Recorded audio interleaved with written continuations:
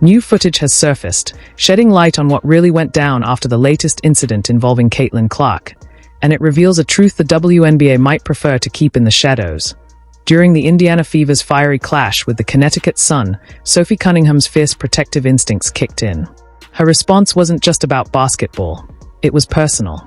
In that moment, Cunningham wasn't just defending a teammate, she was drawing a line in the sand, proving her loyalty to Clark runs far deeper than the jersey they share. The greatest thing I saw tonight was Sophie Cunningham. Thank you. Sophie Cunningham was about to give she's about to give her the Stone Cold Stunner, bro. I'm gonna put it right here, bro. She was gripping JC Sheldon and straight bumped her. She was straight grabbing her hair and was talking shit while doing it. That's what I'm talking about. That's how you become a teammate. That's a road dog. That's a real teammate, bro. She see what made me mad the play before. Howard, none of them jokers didn't stick up for Caitlin Clark, but that's how you stick up for Caitlin Clark. That's how you fight for your teammates. That's Sophie Cunningham, now the undisputed enforcer of the Indiana Fever, wasn't just standing up for her teammate Tuesday night. She had to be physically held back by coaches as she charged to defend Caitlin Clark, the league's brightest star, from none other than JC Sheldon, a longtime agitator whose feud with Clark dates back to their college battles. There's really people out here defending Marina Mabrey for Madden hit sticking Caitlin Clark to the floor, saying that she's just protecting her teammate. For one, it involved Caitlin Clark and JC Sheldon. They had their little spiel before that. And then JC Sheldon scratches Clark in the face, then invades her space after that. Clark pushes her away because of that. And then Marina Mabrey comes get involved and Madden hit sticks her to the floor, man. And y'all just like she was protecting her teammate. But then Sophie Cunningham is getting called vile and disgusting for dropping JC Sheldon to the floor and dragging her by the hair. So Sophie Cunningham can't stick up for her teammate or else it's vile and disgusting. But Marina Mabrey could get involved in something that didn't involve her, and it's just she was protecting her teammate. The Caitlin Clark hate is so... Here's the tea the league office hopes you'll ignore. Caitlin Clark wasn't just fouled on Tuesday. She was hunted, targeted, eye-poked, body-checked, thrown to the floor like she signed up for a cage match, not a basketball game. And the referees? They stood there like background extras, collecting a paycheck to pretend nothing happened. But this time, the script flipped. This time, Sophie Cunningham wasn't having it. She saw the chaos, and she stepped in, not just as a teammate, but as the line between order and outright assault. Cam did exactly what the fuck needed to be done last night. And I love that for her. Because what y'all not gonna do, for one, Connecticut had no chance of winning that game, but what y'all not gonna do is decide to play dirty, to play violent because y'all getting smacked by the Indiana Fever. Y'all had no chance they had no chance of winning that game anyway. So all they resorted to was just playing fucking dirty. And shit, Sophie Cunningham said, well, shit, that's why they brought me over here. So I'm about to do what they brought me over. The smoking gun footage captures the moment it all spiraled. JC Sheldon, yes, that guard from the Sun with a long-running grudge against Caitlin Clark, deliberately pokes her in the eye during the third quarter. Clark winces, instinctively shoving Sheldon away. But before she can even gather herself, Marina Mabrey barrels in like a bull on a warpath, slamming Clark to the hardwood. The crowd at Gainbridge Fieldhouse erupted in boos. And then, the shift Sophie Cunningham sprang from the bench, eyes blazing, ready to throw down. But before she could storm the court, assistant coaches grabbed her, knowing exactly what was about to unfold if they didn't. Play actually took place. Sophie Cunningham was ready to jump off the bench right then and there. Sophie was ready to jump off the bench right then and there. Look at this. Boom, Marina Mabrey gets it. And then what do you see right here? You see the picture.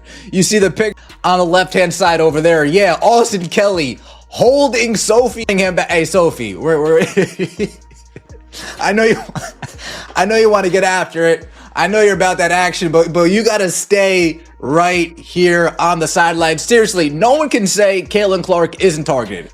Girl just got poked to the eye, thrown to the ground, and was still given a technical foul. Marina Mabrey was not ejected. These officials are absolutely... But here's where it gets really interesting. Multiple eyewitnesses, including fans in the stands, confirmed what the cameras only hinted at. Sophie Cunningham was livid, pacing the sidelines, fighting the grip of her own coaches, trying to break free. You didn't need to be a lip-reading expert to catch it. That's my teammate. That's enough. The staff saw it coming. They knew exactly what was simmering, a protective fury that wasn't going to fade quietly. And in the final minute of the game, when the moment finally came, Cunningham didn't hesitate. Retribution was served. Yo, Sophia, my apologies. You should have had the second jersey WNBA I bought. I did not know that you were so proficient in holding the back of a girl's head while talking shit to her. She defended Caitlin Clark from that flagrant foul, which they didn't call flagrant for some reason last night. And she had her titled up. And then the rest of the Don Imus crew came up and tried to, separate it and whatever. But let me just tell y'all this. Sophie Cunningham, thank you for defending Caitlin Clark. Somebody in the WNBA has to protect the brand, and it's not going to be the EBT members. So thank you for protecting the greatest female basketball player of all. If you're enjoying this, make sure to hit that subscribe button. Because the timing of all this, it's no accident. For the WNBA, this moment is as revealing as it is damning. And frankly, the league's earned every ounce of the heat it's getting. Let's talk numbers. Because unlike WNBA officials, numbers don't lie. Sophie Cunningham's jersey completely sold out on the league's website in the wake of her public stand for Caitlin Clark. That's not some happy accident. That's Indiana fans sending a loud, clear message. We see who's really stepping up. While the league tiptoes around protecting its biggest draw, Cunningham is the one actually putting herself on the line. And now, the fans are rewarding the only player bold enough to say what everyone's thinking. Enough is enough. In case you guys don't know yet, Sophie Cunningham's jersey, oh yeah, Fever fans spend that bread, folks. Sophie Cunningham's jersey, out of stock. Look at that, no size in stock. A small, a medium, a large, an extra large, a double XL. You're gonna have to get one custom made. Sophie Cunningham stands up for Caitlin Clark, and overnight, her jerseys are selling like...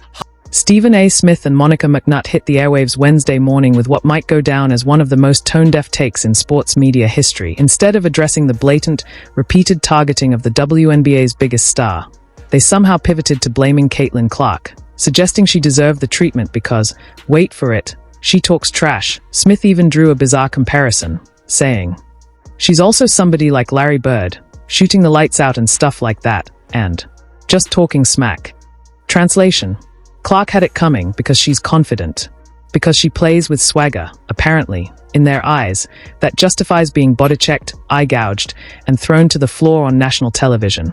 The victim blaming was so blatant it bordered on satire, if it weren't so infuriatingly real. See her, you see a little shove here and there, you see her throwing a little elbow here and there, you see her talking smack. Caitlin Clark does this. So, on top of the fact that she can play, because the girl's a shooter, and she's an assist maven as well, leading the league in assists and stuff like that. She's special, 4th in league MVP honors last year, rookie of the year.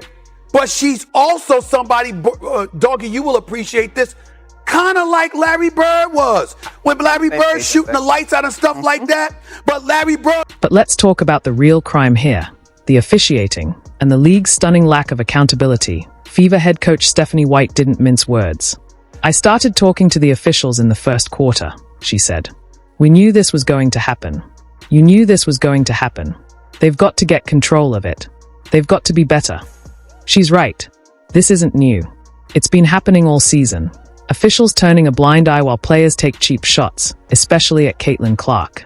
The message by now is crystal clear. The refs won't protect her, so her teammates are going to have to. And that's exactly what Sophie Cunningham did. With less than a minute on the clock and the Fever up by 17, she spotted JC Sheldon. Yes, the same player who'd poked Clark in the eye earlier, flying down the court on a fast break. In a moment that will be etched in WNBA history, Cunningham called game on the nonsense. Drawing from her Taekwondo roots, She earned her black belt at 6 years old, becoming Missouri's youngest black belt at the time. She executed what martial arts experts are calling a textbook Thai clinch, wrapping Sheldon up and taking her to the floor. No tech. No flagrant. Just a message, loud and clear. Touch Clark again, and you'll have to go through me. W, especially if Sophie Cunningham is going to continue to fight people for messing with Caitlin Clark, because it feels like Caitlin Clark is going to get treated in a certain way in this league for a long time. She's not a rookie anymore. Okay? She's already proved herself. She's won.